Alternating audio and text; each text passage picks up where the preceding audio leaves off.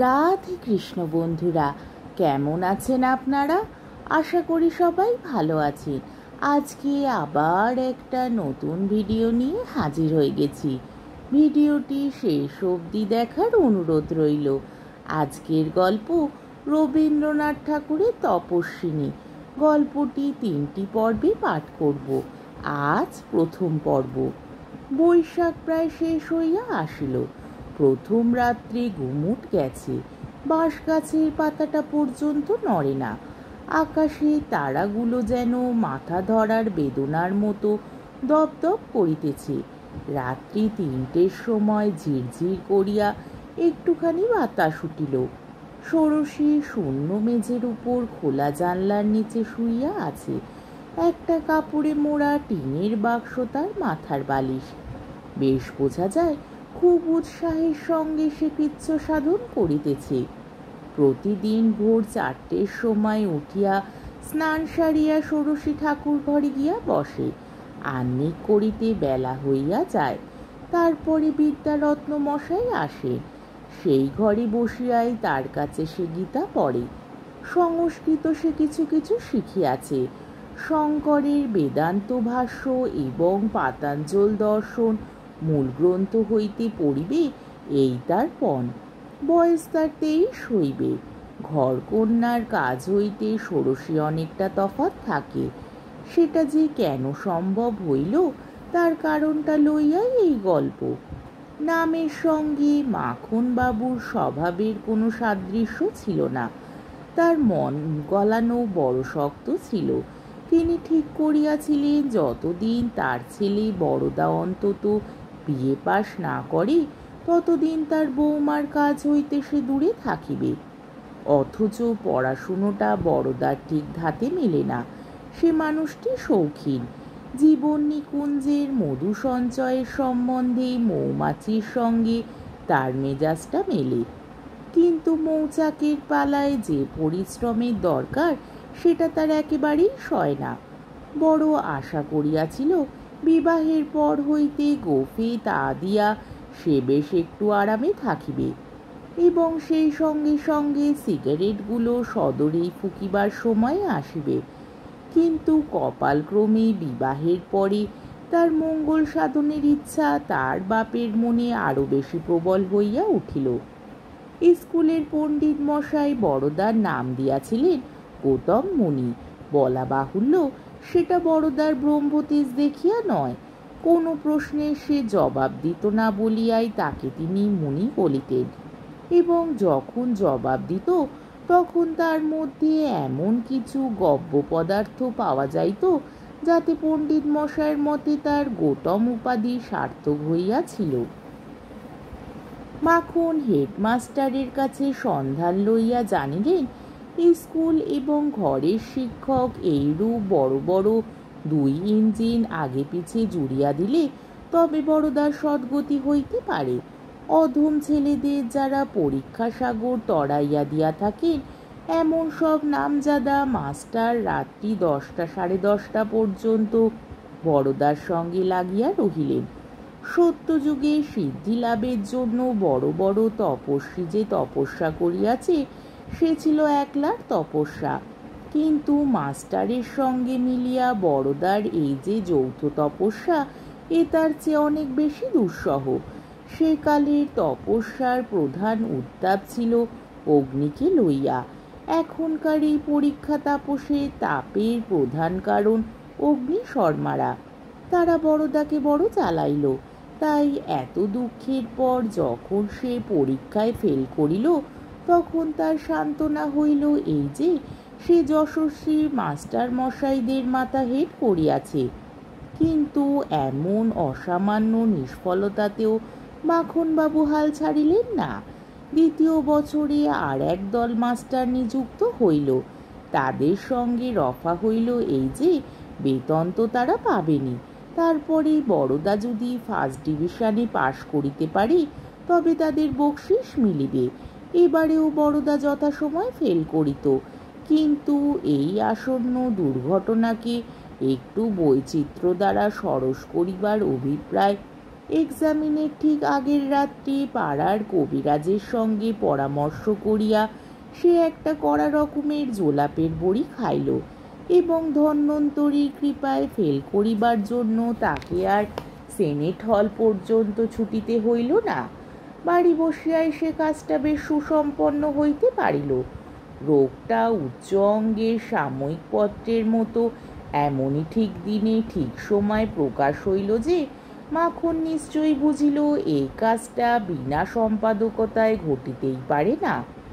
এ সম্বন্ধে কোনো আলোচনা না করিয়া তিনি বড়দাকে বলিলেন যে তৃতীয়বার পরীক্ষার জন্য তাকে প্রস্তুত হইতে হইবে, অর্থাৎ তার সশ্রম কারাদণ্ডের মেয়াদ আরও একটা বছর বাড়িয়া গেল।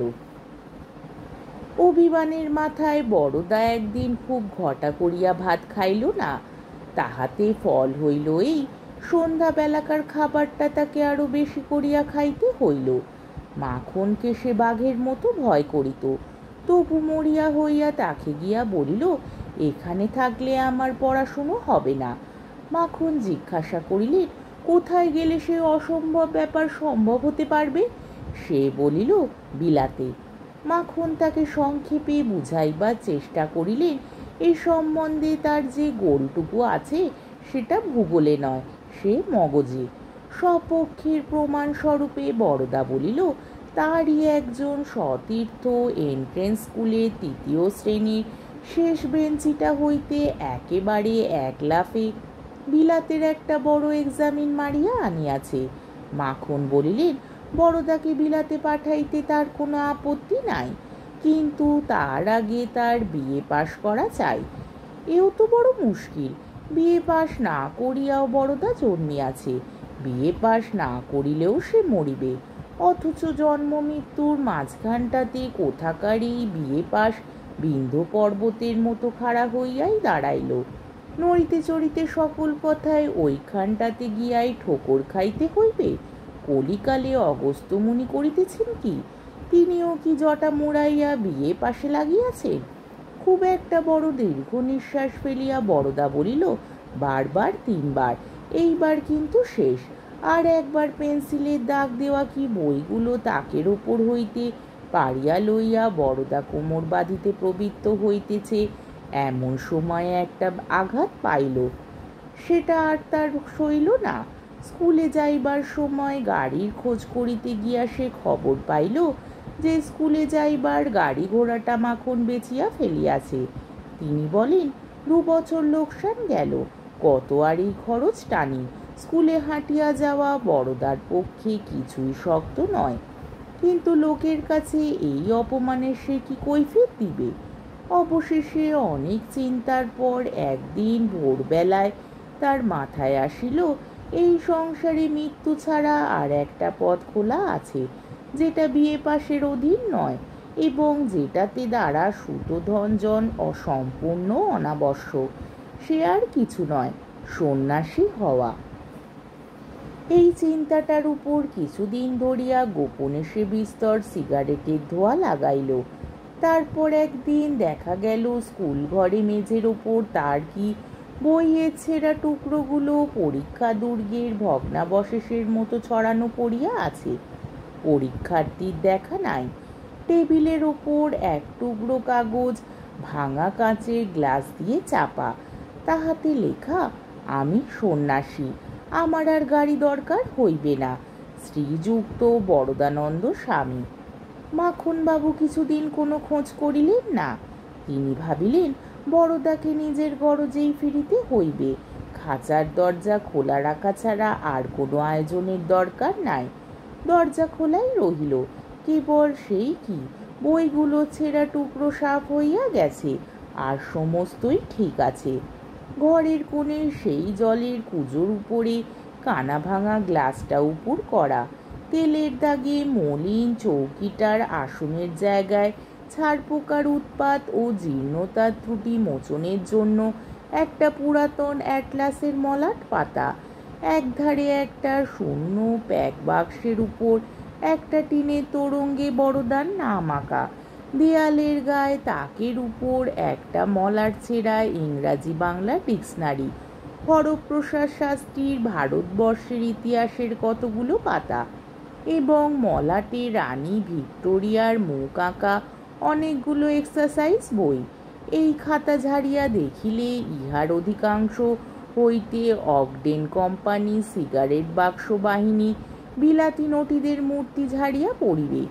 সংসার আশ্রমের সময় পথের সান্ত্বনার জন্য এগুলো যে বড়দা সঙ্গে লয় নাই, তা হইতে বোঝা যাইবে তার মন প্রকৃতিস্থ ছিল না। আমাদের নায়কের তো এই দশা। নায়িকা ষোড়শী তখন সবে মাত্র ত্রয়োদশী। বাড়িতে শেষ পর্যন্ত সবাই তাকে খুকি বলিয়া ডাকিত। শ্বশুর বাড়িতেও সে আপনার এই চিরশৈশবের খ্যাতি লইয়া আসিয়াছিল। এই জন্য তার সামনেই বড়দার চরিত্র সমালোচনায় বাড়ির দাসীগুলোর পর্যন্ত বাধিত না। শাশুড়ি ছিলেন চিররূপ না। কর্তার কোনো বিধানের উপর কোনো কথা বলিবার শক্তি তার ছিল না, এমনকি মনে করিতেও তার ভয় করিত। পীর শাশুড়ির ভাষা ছিল খুব প্রখর। বড়দাকে লইয়া তিনি খুব শক্ত শক্ত কথা খুব চোখা চোখা করিয়া বলিতেন। আর বিশেষ একটু কারণ ছিল। পিতামহদের আমল হইতে কৌলিন্যে অপদেবতার কাছে বংশের মেয়েদের বলি দেওয়া এ বাড়ির একটা প্রথা। এই পিসি যার ভাগে পড়িয়াছিলেন সে একটা প্রকাণ্ড গাঁজাখোর। তার গুণের মধ্যে এই যে সে বেশি দিন বাঁচে নাই। তাই আদর করিয়া ষোড়শীকে তিনি যখন মুক্তাহারের সঙ্গে তুলনা করিতেন, তখন অন্তর্যামী বুঝিতেন ব্যর্থ মুক্তাহারের জন্য যে আক্ষেপ সে একা ষোড়শীকে লইয়া নয়। এক্ষেত্রে মুক্তাহারের যে বেদনাবোধ আছে সে কথা সকলে ভুলিয়াছিল। পিসি বলিতেন, দাদা কেন যে এত মাস্টার পণ্ডিতের পিছনে খরচ করেন তা তো বুঝি নেই। লিখে পড়ে দিতে পারি, বড়দা কখনোই পাশ করতে পারবে না এ বিশ্বাস ষোড়শীরও ছিল। কিন্তু সে এক মনে কামনা করিত যেন কোনো গতিকে পাশ করিয়া বড়দা অন্তত পিসির মুখের ঝাঁঝটা মারিয়া দেয়। বড়দা প্রথমবার ফেল করিবার পর মাখন যখন দ্বিতীয়বার মাস্টারের বুঝ বাঁধিবার চেষ্টায় লাগিলেন, পিসি বলিলেন, ধন্য বলি দাদাকে, মানুষ ঠেকেও তো শেখে। তখন ষোড়শী দিন রাত কেবল এই অসম্ভব ভাবনা ভাবিতে লাগিল। বড়দা এবার যেন হঠাৎ নিজের আশ্চর্য গোপন শক্তি প্রকাশ করিয়া অবিশ্বাসী জগৎটাকে স্তম্ভিত করিয়া দেয়। সে যেন প্রথম শ্রেণীতে সব প্রথমের চেয়েও আরো আরো আরো অনেক বড় হইয়া পাশ করে। এত বড় যে স্বয়ং লাট সাহেব সাওয়ার পাঠাইয়া দেখা করিবার জন্য তাহাকে তলব করে। এমন সময় কবিরাজের অব্যর্থ বড়িটা ঠিক পরীক্ষা দিনের মাথার উপর যুদ্ধের বোমার মতো আসিয়া পড়িল। সেটাও মন্দির ভালো হইত যদি লোকে সন্দেহ না করিত। পিসি বলিলেন, ছেলের এদিকে বুদ্ধি নেই, ওদিকে আছে। লাট সাহেবের তলব পড়িল না। ষোড়শী মাথা হেট করিয়া লোকের হাসাহাসি সহ্য করিল। সময়োচিত জোলাপের প্রহসনটায় তার মনেও যে সন্দেহ হয় নাই, এমন কথা বলিতে পারি না। এমন সময় বড়দা ফেরার হইল। ষোড়শী বড় আশা করিয়াছিল অন্তত এই ঘটনাটাকে বাড়ির লোকে দুর্ঘটনা জ্ঞান করিয়া অনুতাপ পরিতাপ করিবে। কিন্তু তাহাদের সংসার বড়দার চলিয়া যাওয়াটাও পুরা দাম দিল না। সবাই বলিল, এই দেখো না এলো বলে। ষোড়শী মনে মনে বলিতে লাগিল, কখনো না ঠাকুর, লোকের কথা মিথ্যে হোক, বাড়ির লোককে যেন হায় হায় করিতে হয়। আজকের পর্বটি এইখানেই শেষ হলো। আমার ভিডিওটি যদি আপনাদের ভালো লেগে থাকে তাহলে আমাকে কমেন্টের মাধ্যমে আপনাদের মূল্যবান মতামত অবশ্যই জানাবেন এবং আমার ভিডিওটিকে লাইক ও শেয়ার করার ও আমার চ্যানেলটিকে সাবস্ক্রাইব করারও অনুরোধ রইল। তাহলে আজকের ভিডিওটা এই অবধি।